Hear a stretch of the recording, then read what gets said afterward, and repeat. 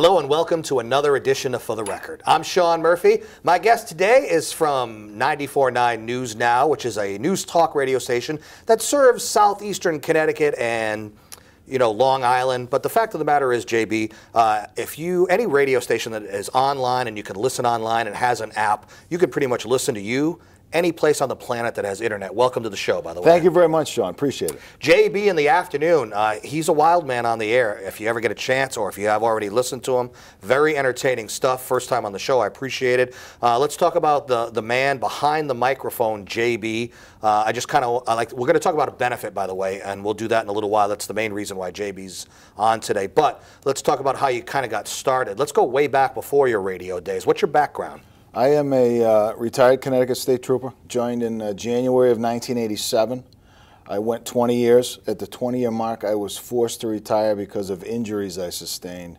I got hit by a car May 29th, 1991, and then I re-injured myself in March of 1996. So based on the rules and regulations, if you're not 100%, which means if you can't go on the road in uniform in one of those marked cars, at the 20-year mark, you have to sever your service. So you can't just go behind a desk or anything like that? No, and I was actually in an assignment as a fugitive investigator, so a lot of my expertise came in fugitive investigations, which only a small part of that actually end up being the time and place where you're going to try to effect the arrest.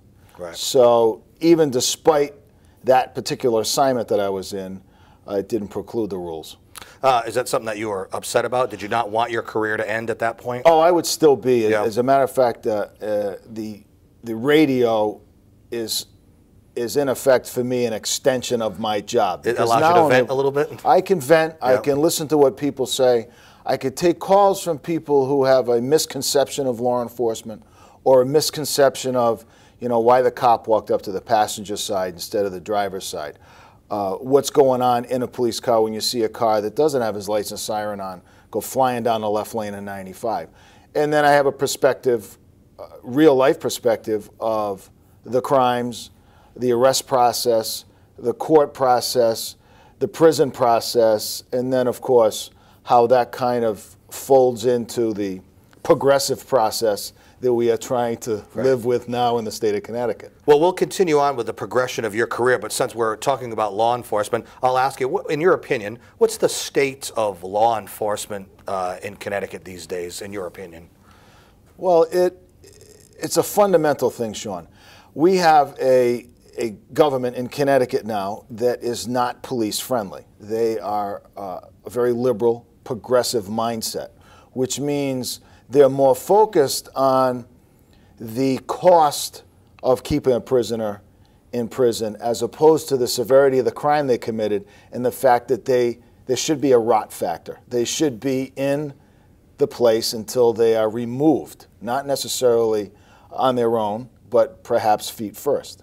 And they, instead of looking at ways to house prisoners less expensively, we are coming up with these crazy programs. For instance, in Connecticut presently, if you are incarcerated and you attend an anger management class, you potentially can earn 5 days off of 30-day sentence by attending the class. If you go to the history of the Philippines, that goes towards a 5 days off, 30 off a prison sentence. So you end up with, for instance, a facility in Montville that they built for 24 of the sex offenders less likely to re-enter that realm of career. One of them that just got booted out of Norwich did 23 years for 14 rapes. Now, my position on that would be, and I offered, because I am a retired state employee, I offered Governor Malloy on the air, gave our number, of course, to call in. I offered to drive to Hartford and review files of incarcerated sex offenders in an attempt to find 24, based on my experience, that I felt were least likely to recommit their crime. Because, as I refer to on the radio frequently, we know when an alcoholic falls off the wagon. We see them drunk. We know when it's pretty obvious. A heroin addict is back on the needle. So with that in mind, the only way that we know that a sex offender is back into it again is that there has to be a victim. And I don't want your children or my children or anybody I dislike to be that person. So that's why I feel strongly about the fact that, we have 3 prisons that are closed right now. They've emptied them. They pride themselves in the fact that they have come up with programs and instituted them to take these people that would otherwise be in prison and therefore 100%. And I know that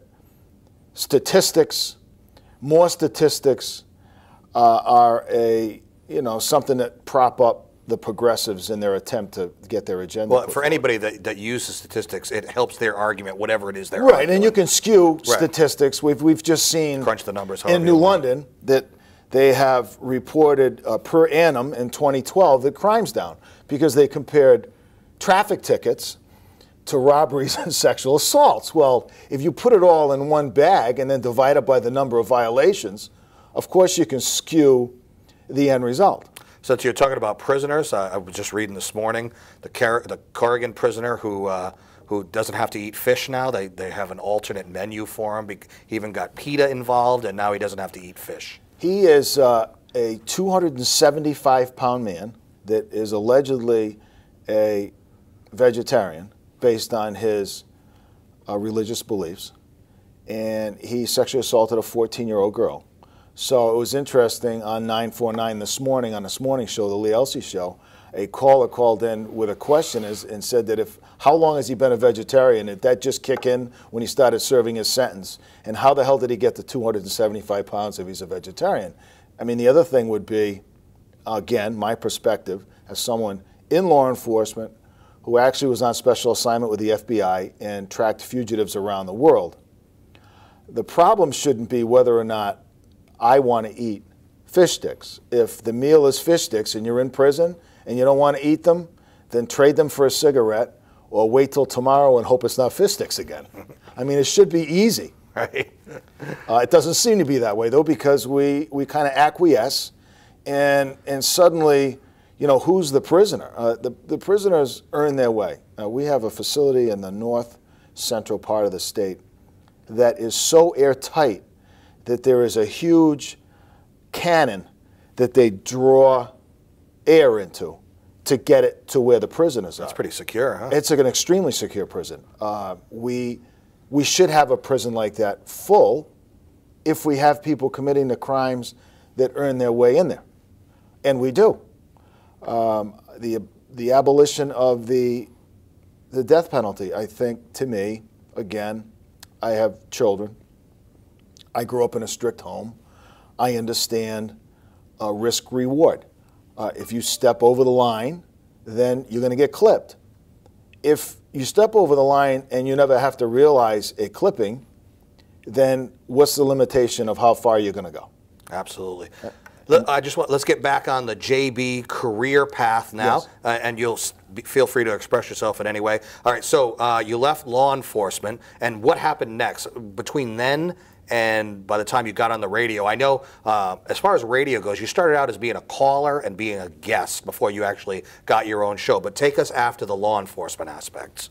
I still remain a participant. As I mentioned earlier, I did fugitive investigations. While at the state police, I went on loan on a 90-day program, which was federal, state, and local law enforcement put together in a task force environment in New Haven. The task force was operated by the FBI, and all we did was fugitive investigations. So that 90-day assignment went 10 and a half years. And so while I was involved with fugitive investigations, I got involved with the National Association of Fugitive Investigators, which is a nationwide organization of cops whose primary function is to lock up bad guys. And I ended up on the board of directors and the co-chairman of the board of directors. So I stayed involved with law enforcement through that aspect, as well as becoming a law enforcement analyst for Lee Elsey, which is about 8 years. So right. I kind of kept my hand in the realistic aspect of law enforcement, and then a position came open in the afternoon at 949, and the management of the station say, geez, you've been a caller for 8 years. Would you consider coming in and taking calls? And now, was that something that they kind of presented that to you? Is this something that you had to think about? Did you ever think that that you might be a person that's on the air, a broadcaster himself? It gave you an opportunity. If you were a man who had a lot on his mind, I would think that this would be a great opportunity for you to sort of vent. And I'm sure there's some like-minded people out there that agree with you. But did you have to think about it when they presented that to you and said, "Wow, can I do this? Do I want to do this?" Well, as you know, it's quite a task. I credit people that have been in the business for such a long time, and the only thing that I think you guys have done wrong is make it look so easy.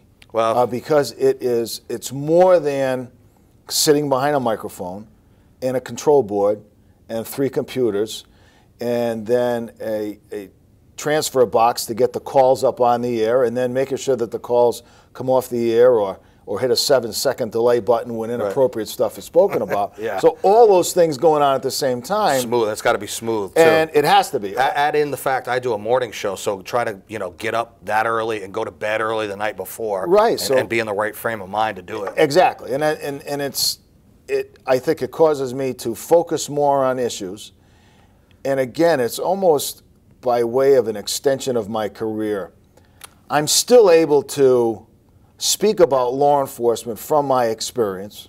Do you tell people on the air what your previous career was? Oh, yes. Yeah, okay. Yeah, everybody, that's pretty well known. My FBI experience is pretty well known. The fugitive investigative aspect is well known. And I think that it does the community a great service if you actually have somebody in the business telling you what's going on. When you read something in the newspaper about, somebody that's arrested for, disorderly conduct, or even failure to appear in court, or taking a vehicle without an owner's permission, and how that differs from actually stealing a car. All those things that can very easily become misconceptions with the public, based on maybe 1 or 2 experiences with law enforcement. Getting a grumpy guy that throws his $300 ticket at you and then says, "Have a nice day." It gives me an opportunity to kind of set the record straight on a lot of things that go on, and it gives a perspective that isn't commonly available. I know you talked about the technology aspect of it. Is it what you expected it to be? Is it so far since you've been doing it what you've thought it would be? Are there surprises? There always are, right? It's been overwhelming. Yeah? The positive response has been absolutely overwhelming. The emails, as you mentioned earlier, the ways that you can get radio on the different applications or streaming a signal live, that'd be nothing for me to get an email of 2 or 3, 4 emails during the show saying, "I'm listening to you in Poland right now," That's which awesome. happened last week. That's awesome. "I'm listening to you in Italy. Keep up the good work. We appreciate we appreciate the opportunity for you to let us know how things really are." And the gauge to me, Sean, is when I have a whole bunch of ex-cops or current cops, street cops, that email on a regular basis. Your peers. And then I hear through the grapevine, to the same degree in the opposite direction, that police administrations are wild. Right. Because I'm speaking for them. I'm saying things that they can't say. And thankfully, for the First Amendment, they can't come at me. Now, it's great that you have fans and you have a lot of people that like you and your show and agree with you. But with that said, if you just have a love fest on the air and everybody agrees with what you're saying, it's not much of a show. You kind of need some people that will disagree with you and argue with you and have a view on the other side for it really to be something that people would want to tune in and listen to. That's a great point. And we don't, as some of the other national shows or some of the actual national personalities that are on 949. You have Hannity, you have Laura Ingraham, Dr. Savage, right. We have Mike Gallagher. So the national syndicated figures fill in between Lee Elsey and myself. He's in the mornings, you're in the afternoons. We don't have call screeners. I mean, everybody that calls, for the most part, gets through. Now, we've had to clip a few people in respect to whether or not they can come on the air, but it isn't. You do have to, in a conversation with people, as you know, a portion of it has to be listening, a portion of it has to be talking or it's not a conversation. Right. So for us to not take the other side on a lot of issues, and there are people that have had legitimately some bad experiences with cops. Most recently, the situation in New York City with the cop on a bike that harassed the motorist. Those things happen. It's a black eye. It hurts tremendously me personally to come on and see somebody that's done that. It's a bad situation. And you don't necessarily defend them. You just kind of give your point of view, right? No, and you can't. That's indefensible. Right. The guy should get locked up. He should get locked up for a long time. To have participated in such an event and not try to either walk away from it and alert somebody in a better position to take care of it, or start fighting for the motorist himself. Again, it's a perspective that will never condone bad behavior in law enforcement. But also, when I say that, the focus cannot be, and I think sometimes, I don't know if it's natural, if it's because what we're exposed to on a 24-hour news loop, but because one cop that wasn't in uniform that did something really bad in New York City doesn't make the other 55,000 NYPD cops bad. It's not. It's like any organization, I suppose, in radio broadcasting. We all have those folks that one bad apple. Exactly. It's right, and it shouldn't reflect modern times. And as we started at the top of the show, Sean, where are we right now with regard to how law enforcement is looked at in society? And I think it does trickle down from the highest authority down to the town. And right now, it's easier for some progressive mindsets to emphasize the cost of policing than it is for justifying making sure that the cops are supported wholly. There are plenty of factions that continue to emphasize what happened on December 14th last year in Newtown, Connecticut at Sandy Hook Elementary School for the purposes of making it about the instrument that crazy guy used to kill those kids, as opposed to the fact that there should be implements put in place immediately to make sure or to try to lessen that happening again. And I've spoken to Congressman Joe Courtney. I got one telephone call as a result of an outpouring of calls that his office got relative to a show that we did and ideas that I brought forward, having spoken to a bunch of my colleagues, a bunch of retired troopers over a beer, and ideas that as dads and retired cops that we thought could be easily implemented at the schools, December 15th. And what's happened is that responsible school boards and police departments in their own communities have done what they can do within their resources. And I'll chronicle one police department that I talk about all the time. It's Stonington, which includes Mystic.